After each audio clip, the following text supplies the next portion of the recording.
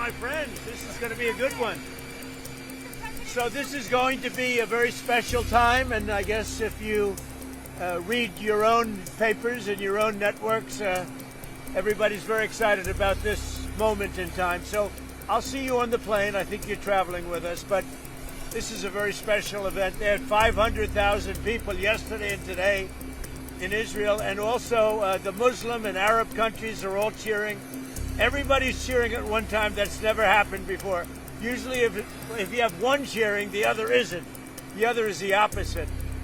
This is the first time everybody is amazed and they're thrilled, and it's an honor to be involved, and we're going to have an amazing time, and it's going to be something that's never happened before. So I'll see you on the plane, and we're going to have a good time. Okay, Peter? Nice to see you.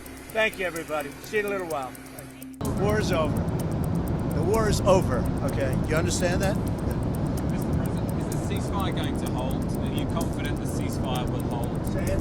Are you confident that the ceasefire is going to hold? I think so. I think it's going to hold. I think people are, a lot of reasons why it's going to hold, but I think people are tired of it. It's been centuries, okay? Not just recent, it's been centuries. I think people are tired of it. Yeah, the ceasefire is going to hold. I don't know about the Riviera for a while, because you take a look at what you have. You have to get people taken care of first, but it's going to start really essentially immediately. I mean, they're going to have to start by removing a lot of the structures that you see that are down to the ground. I mean, it's blasted. This is like a demolition site. Almost the entire site is. So you have to get rid of what you have there. You have structures that are very dangerous. They're falling down. If they haven't fallen, they're going to fall down of their own volition. So that process, Peter, is going to start pretty much immediately.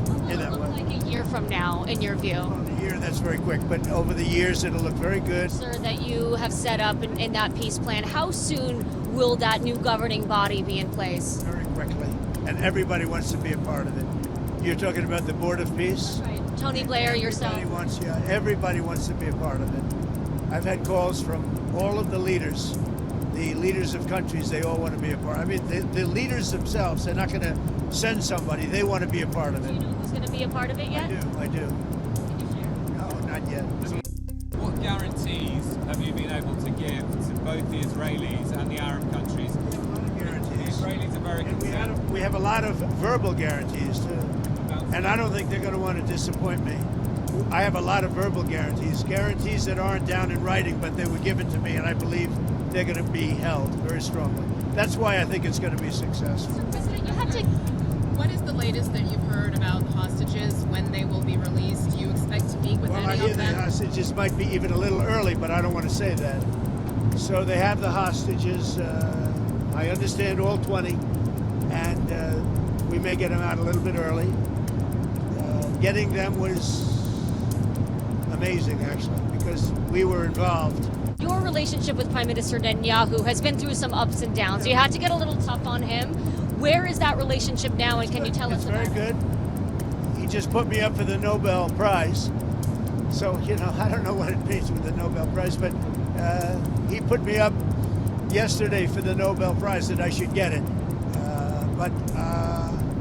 I think it's very good. Has he made commitments to you personally about moving forward to the next phase of peace? Look, let me tell you, he's a wartime president. He did a very good job.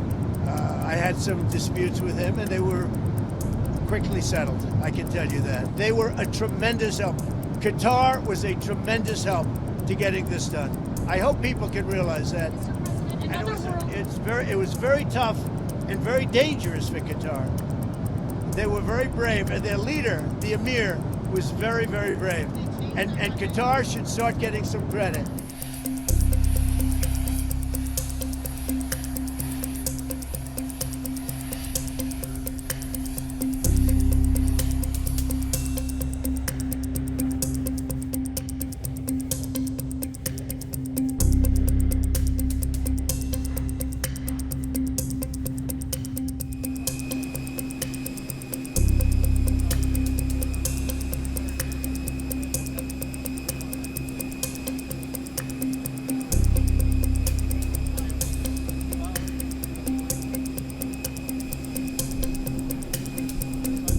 אזרחי ישראל, אחיי ואחיותיי, זהו ערב מרגש. ערב של דמעות, ערב של שמחה, כי מחר ישובו בנים לגבולם.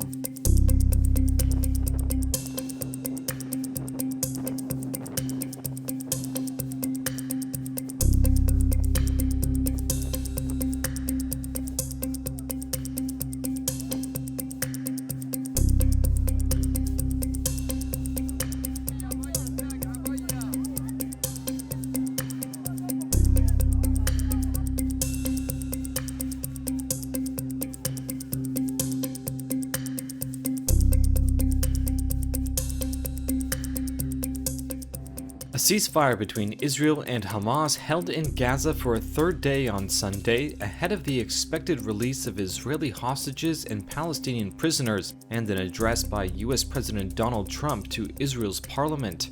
Thousands of Palestinians continue to travel north towards Gaza City, the focus of Israeli attacks over the past 2 months, hopeful the ceasefire would bring an end to the war.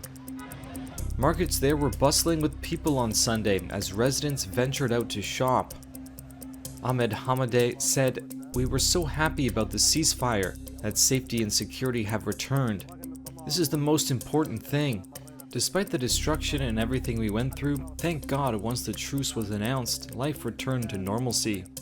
Palestinians returning to northern Gaza have described widespread devastation, and rescue workers have warned there could be unexploded ordnance and bombs in the area. The head of a Palestinian organization coordinating with aid groups estimated 300,000 tents were needed to temporarily house 1.5 million displaced Gazans. Under the ceasefire agreement, Hamas is due by noon on Monday to release the remaining hostages taken captive on October 7, 2023, when the group's militants launched the surprise attack on Israel that ignited the war.